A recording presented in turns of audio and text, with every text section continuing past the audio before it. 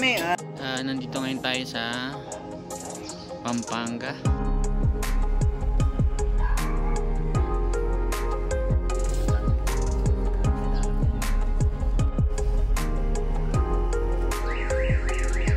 Idle air control malfunction.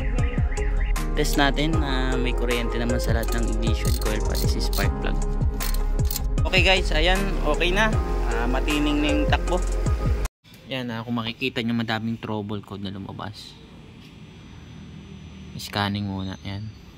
Yung mga pula, yan yung mga trouble. Dito sa ECM 2, TCM 1, BSI 15, ESB 3, RCC 1, EMF 1, and BECB 1. Yan, check natin kung ano yung maging trouble nitong ECM nya. Check natin. Starter relay control circuit. Combustion of cylinder number 1. Current speed of the engine cylinder too low. Tapos sa TCM, fault of engine communication management, no communication with the diesel additive pump, fault mobilizer handbrake, EMF sa RCC, sa radio naman to, absence of communication with the BCI, wiper ECU supply, wiper position angle sensor. Okay, ang dami dito. Additive bump,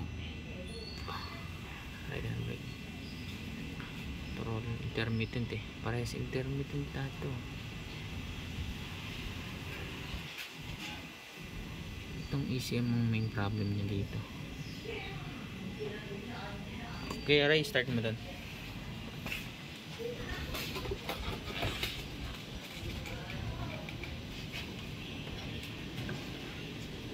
Okay. Palyado. Yan.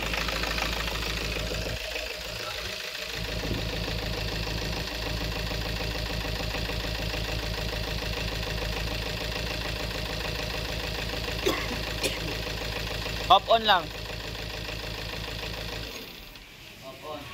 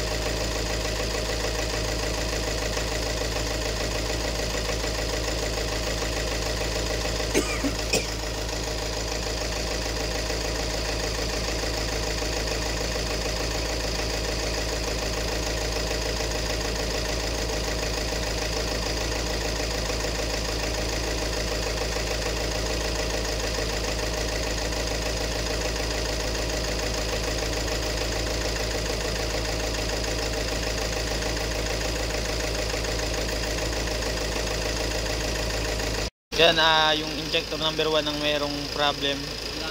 Kasi yung tatlo almost magkakapareha sila yung rating sa MG Impulse. Sa 1 is 1.17 ito, 0.787780. Kakalapit sila. Kaya sa 1 nagkakaproblema. Yan, may fuel knock ng engine natin kasi yung value nung sa injector number 1 is mas mataas compare dito sa tatlo, which is dapat Pare-pareha sila. And then, itong fault code niya,